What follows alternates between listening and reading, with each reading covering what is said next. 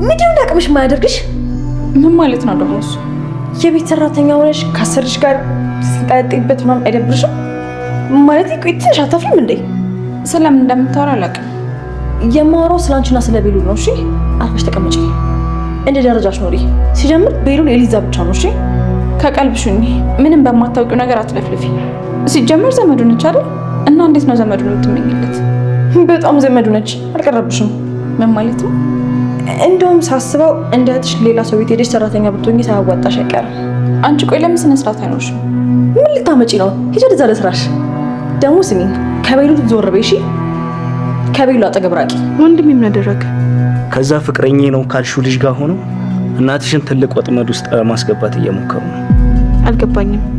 ቆይጁ ምን ለማድረግ እየሞከርክ ነው? እውነቴን ነው ይልሹ፣ እንዳትሳሳችሽ። እውነቴን ነው። እኔ ካንቺ ከነሱም ከማንም ምንም ችግር የለብኝም። ግን ደግሞ የሆነ ነገር ተፈጥሮ አንቺ ስታዝኝ የምር ማየት አልፈልግም። ቆይ ወንድሜ እንዴት እንደዛ ያደርጋል? ወንድምሽ ብቻ አይደለም፣ ሁለቱም ሁለት ሆነው እየተባበሩ ነው ያሉት። ሞኝ እንዳትሆኝ፣ እናትሽን አሳልፈሽ እንዳትሰጪ። እኔ ግራ እየገባኝ ነው። እኔ እወድሃለሁ። እኔ እዚህ የተገኘሁት ስለምወድ ነው። ደግሞ በደም ስለምንግባባ ሁለታችን አንድ ላይ ማች እናደርጋለን። ምን ማለት ነው ሊዛ? እወድሃለሁ ማለት ሌላ ምን አለው እንዴ? እኔ እኮ ወንድምሽ ነኝ። እንዴት በዚህ አይነት መንገድ ታየኛለሽ እንዴ? ቤሉል ይሄ ምን ወንድም ነው? ደግሞ እኮ እየተቆጣኸኝ ነው።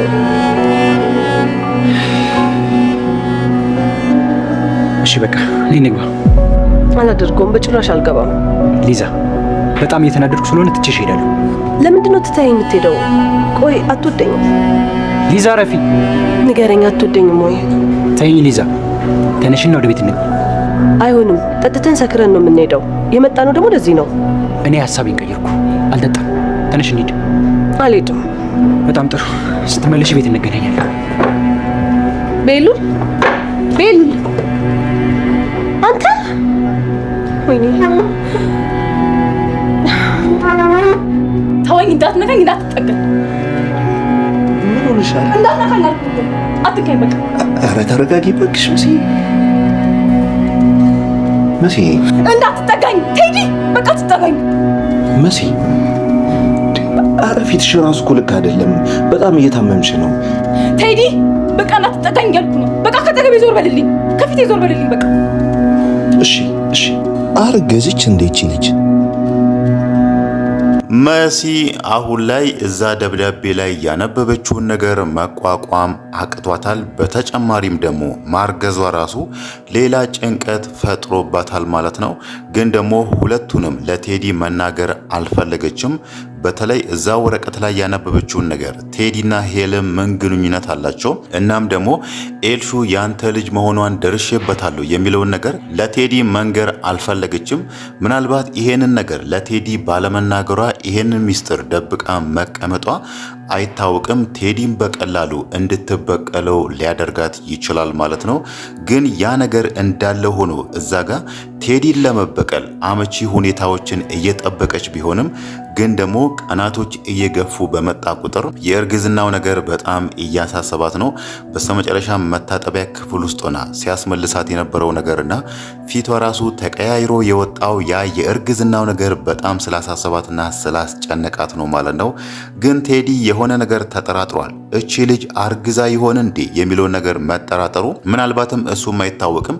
መሲ እውነቷን እንዳረገዘች ካወቀ ይሄንን ነገር ደግሞ ተጠቅሞ ምናልባት እሱ መሲ ላይ ሊጫወት ይችላል ማለት ነው። ልጃችንን እናሳድጋለን፣ እንዲህ እንሆናለን፣ ልጄን በሆድሽ ተሸክመሻል በሚለው ምናልባት በዛ መንገድ መሲ ሊያሰቃያት ይችላል ማለት ነው። በእርግጥ ቴዲ ባለፈው አይንዬ የነገረችው ነገር አለ። አባቷ ከመሞቷ በፊት መሲ ስታገባ ይሄንን መሬት ለመሲ ስጡልኝ ብሎ ሰፊ መሬት ለሷ ተናዞ ነበር የሞተው ብላ ይሄንን መሲ የማታውቀውን ሚስጥር አይንዬ ለቴዲ ተናግራ ነበርና ቴዲ ያንን ነገር ስለሰማ ነበር ባለፈው ራሱ መሲን ቶሎ ብለን ሄደን በፍርድ ቤት ማፈራረም አለብን መጋባት አለብን የሚለውን ነገር መሲን ሲነዘንዛት የነበረው ማለት ነው። መሲን አገባት ማለት እዛ ጋር አይንዬ የነገረችው መሬት ትወስዳለች። እሱ ደግሞ በተዘዋዋሪ ከመሲ ላይ ያንን ነገር ለመቀበል ነበር። ግን ደግሞ መሲ ስለ ቴዲ የሰማችውን ነገር ሰምታለችና መቸኮል የለብንም ምንም የሚያጣድፈን ነገር የለም የሚለውን ነገር ነግረዋለች ማለት ነው። ከዚህም በፊት እሷ ነበረች ቴዲን ቶሎ መጋባት አለብን ቶሎ መፈራረም አለብን የሚለውን ነገር ስትለው የነበረው። ግን ደግሞ አሁን ላይ ቴዲ ማን እንደሆነ እያወቀች ነው ኤልሹ የሱ ልጅ እንደሆነችና ከዚህም በፊት ከሄለን ጋር ሌላ ግንኙነት እንዳለው በእርግጥ ከዚህም በፊት ብቻ ላይሆን ይችላል። አሁን ራሱ ከሄለን ጋር ሌላ ግንኙነት ይኖራቸው አይኖራቸው እሷ ምንም የምታውቀው ነገር የለም። ግን ቴዲ እየነገራት ያለው ከሄለን ጋር ያለን ግንኙነት የስራ ጉዳይ ነው እንጂ ሌላ ግንኙነት የለንም በሚለው ይሄንን ነገር ደብቋታል ማለት ነው። ግን ደግሞ መሲ እዛ ደብዳቤ ላይ ያነበበችውን ነገር በጭራሽ ልትነግረው አልቻለችም ማለት ነው። ግን ይሄንን ነገር ማድረግ ያለባት እዚህ ጋር የሰማችውን ነገር ሄዳ ማማከር ያለባት ማንን ነው ብለን ስናነሳ በቀጥታ ቤሉልን ነው ማለት ነው። እዛ ወረቀት ላይ ያየችውን ነገር ሄለን ይሄንን ደብዳቤ ለቴዲ ጽፋለች። እኔ ደግሞ አንብቤ ያለው ኤልሹ የቴዲ ልጅ ነች የሚለውን ነገር ለቤሉል ብትነግረው ከቤሉል ጋር ሆኖ ደግሞ የሆነ መፍትሄ መፈለግ ይችላሉ ማለት ነው። ግን ደግሞ መሲ አሁን ላይ በጣም ንዴት ላይ ስለሆነች ይሄንን ነገር ለማን ትንገር እንዴት ታድርግ የሚለውን ነገር ለማሰብ ጊዜ አላገኘችም። ያንን ነገር ለማሰብ ራሱ ትንሽ መረጋጋት አለባት ማለት ነው። ሌላው ነገር ደግሞ ስለ ቤሉል ማንሳታችን ካልቀረ ቤሉል ባለፈው ሄለንን ወደ ቤት እንድትመለስ ጠይቋት ነበር። ሄለንም ቤሉል ሊያጠምደኝ ነው የሆነ ነገር ሊያደርገኝ ነው በሚል ተጠራጥራ ነበር። ያኔ አልገባም አልሄድም አልፈልግም ስትለው የነበረው ቤሉልም እዛ ጋር ይሄንን ነገር ገምቶ ነበር። ትንሽ ቆይተሽ ትደውይልኛለሽ በሚለው በደካማ ጎኗ ነበር ሄለንን ያገኛት። ኤልሹ ትፈልግቻለች፣ አንቺ ለልጅሽ ታስፈልጊያታለሽ፣ ሁሉንም ነገር ትተን ወደ ቤት እንመለስ በሚል ሄለን እንድታምን ይሄንን ነገር ነግሯት ነበርና ሄለን በስተመጨረሻም አስባበት ይመስላል ዛሬ ለኤልሹ ደውላ ወደ ቤት ልመጣ ወስኛለሁ የሚለውን ነገር የነገረቻት ማለት ነው። ያ ማለት ወደ ቤት ትመለሳለች። ድጋሜ የኤልሹን ልብ አግኝታ ከኤልሹ ጋር ደግሞ እንደ ከዚህን ቀደሙ በፍቅር አብሮ ከሆኑ እንደ እናትና እንደ ልጅ በመካከላቸው ሰላም ከተፈጠረ መልሳ ትወጣለች፣ እቅዷን ታስቀጥላለች። ግን ደግሞ ከዛ በፊት እዚህ ጋር እሷ ማስቀደም የፈለገችው የልጇን ነገር ነው። ልጄ እኔ ላይ ተቀይራለች ብላ ማለት ነው። ግን ደግሞ ዛሬ እሷ ለኤልሹ ደውላ ኤልሹ ወደ ቤት ልመጣ ነው የሚለውን ነገር ስትነግራት ኤልሹ ደስ ብሏት ነበር። ከፊቷ ላይ የተረዳነውም ያንን ነገር ነው። ወዲያው ነበር ሄለን እመጣለሁ ስትል እሷ ፈገግ ያለችው። ግን ደግሞ ደስ እንዳላትና ፈገግ እንዳለች ለሄለን ልትነግር አልፈለገችም። ያው እንደ ልጅ እሷም ሄለን ላይ መቅበት ስለምትፈልግ ሄለን ደግሞ ከዛ ገፍታ በአካል ቤት እስክትመጣ ለማረጋገጥ ይመስላል ማለት ነው። ያው ከዚህም በኋላ የምንጠብቀው ሄለን ወደ ቤት ትመጣለች።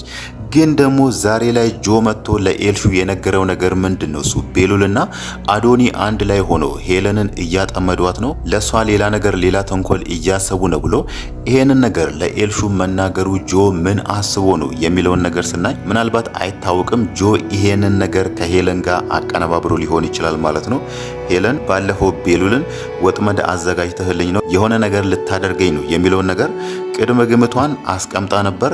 ግን ደግሞ ያ ነገር እንደሚሆን ቤሉል እዛ ጋር ለሷ ወጥመድ አዘጋጅቶ እንደሆነ ተረርታ በቤሉልና በኤልሹ መካከል ደግሞ የሆነ መቃረን ወይ ደግሞ ኤልሹ ቤሉልን እንዴት እናቴን እንዴት አረጋለህ እንዴት ከአዶኒ ጋር ሆነ እናቴ ላይ ታብራለህ በሚለው ሁለቱ በመሃል እንዲጣሉና ሄለንም ከዛ ቤት ለምን እንደጠፋች ምክንያት እንዲሆናት በሚል ይመስላል አሁን ላይ ጆን ልካ በጆ በኩል ይሄንን ነገር ለኤልሹ ያሳውቋት ማለት ነው።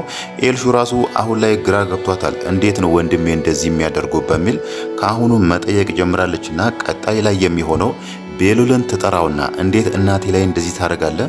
እንዴት እናቴን አሳልፈ ለመስጠት ከአዶኒ ጋር ትሰራለህ? በሚል ምናልባትም ከሱ ጋር ልትጣላ ትችላለች ማለት ነው።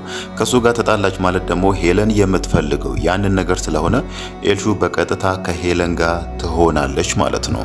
ሌላው ነገር ደግሞ ስለ ቤሉል ዛሬ ላይ ሊዛ ለቤሉል ፍቅሯን ነግረዋለች ማለት ነው። እንደምትወደውና እንደምታፈቅረው ለሱ ኖርማል ጓደኛ ሳይሆን ለሱ ይሄንን ሁሉ መስዋዕት የከፈለችው ወይ ደግሞ ከውጪ ድረስ እሱን ብላ የመጣችው እንደ ጓደኛ እሱን ለማገዝ ከጎኑ ለመቆም ሳይሆን እሱን እንደምታፈቅረውና እንደምትወደው ዛሬ ላይ ነግረዋለች ማለት ነው። ቤሉል ደግሞ ይሄ ነገር በጣም አበሳጭቶታል፣ በጣም አናዶታል።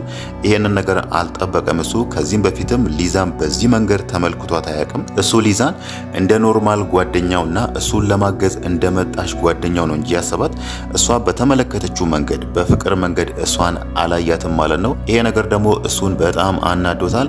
ለዛም ነው እዛ መጠጥ ቤት ውስጥ እሷን ጥሏት ሄዶ ማለት ነው።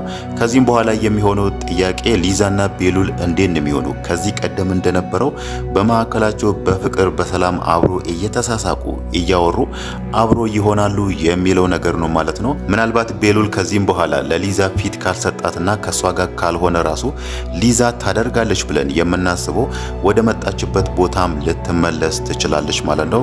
ወይ ደግሞ አይታወቅም። ባለፈው ከኤልሹ ጋር ያቀዱት እቅድ አለ። ሁለቱን መለያየት አለብን፣ አብሮ የሚሆኑበትን ጊዜ ቤሉል ያንን ጊዜ እንዳያገኝና ለኖኖ ጊዜ እንዳይሰጣት እናደርጋለን የሚለውን ነገር አቅደው ነበርና ምናልባት አይታወቅም። ሊዛም እዚህ ጋር የተንኮል ወይ ደግሞ የክፋት ቤሉል የኔ ካልሆነ የኖኖ መሆን የለበትም በሚለው ምናልባት በመካከላቸው ሰላም እንዳይፈጠርም ሊያደርጉ ይችላሉ ማለት ነው። ዛሬ ላይ ቤቲ ኖኖን ያለቻትን ነገር ራሱ ማስታወስ እንችላለን። አንቺ እኮ የቤት ሰራተኛ ነሽ፣ ለሷ አትመጥኝም፣ እንደዚህ ነሽ የሚለውን ነገር ኖኖን ስሜቷን የሚጎዳት ቃል ስትናገራት ነበርና ምናልባት ከዚህም በኋላ በዛ መንገድ ሊቀጥሉ ይችላሉ ማለት ነው። ግን ደግሞ ቤቲ ዛጋ አንድ ሳይታወቃት የተናገረችው ነገር አለ ለኑኑ ማለት ነው። ኑኑ እስከዛሬ ድረስ የማታውቀውን ነገር ኑኑ የምታውቀው ሊዛ የቤሉል አክስት እንደሆነች ነው እንጂ ቤቲ ዛጋ በተናገረችው መሰረት ሊዛ ቤሉልን ታፈቅረዋለች ብላ መናገሯ ኑኑ ላይ ጥያቄ ፈጥሮባታል ማለት ነው። እሷ ተወደዋለች፣ ለሷ ተይ፣ ሁለቱም ማች ያደርጋሉ፣ አንቺ ከመሃላቸው ውጪ ብላ መናገሯ ኑኑ ዛጋ ጥያቄ ተፈጥሮባታል ማለት ነው። ከዚህም በፊት ይሄንን ነገር ቤሉልንም ጠይቃው ነበር። እውነት እቺ ልጅ አክስትህ ነች የሚለውን ነገር ጠይቃ ቤሉል ደግሞ አክስቴ ነች ብሎ አረጋግጦላት ነበርና ምናልባት ኑኑ ይሄ ነገር ላይ ከደረሰች ሊዛ የቤሉል አክስት ያለመሆኗን ካወቀች ቤሉልን እንዴት ዋሸኸኝ፣ ለምን ደበከኝ፣ ምን ፈልገህ ነው የሚለውን ነገር መጠየቋ ስለማይቀር ምናልባት እዛ ጋር ሊዛና ኤልሹ ያቀዱት እቅድ ሁለቱም መለያየት አለባቸው፣ አብሮ መሆን የለባቸውም የሚለው ነገር በዛ መንገድ ሊሳካላቸው ይችላል ማለት ነው።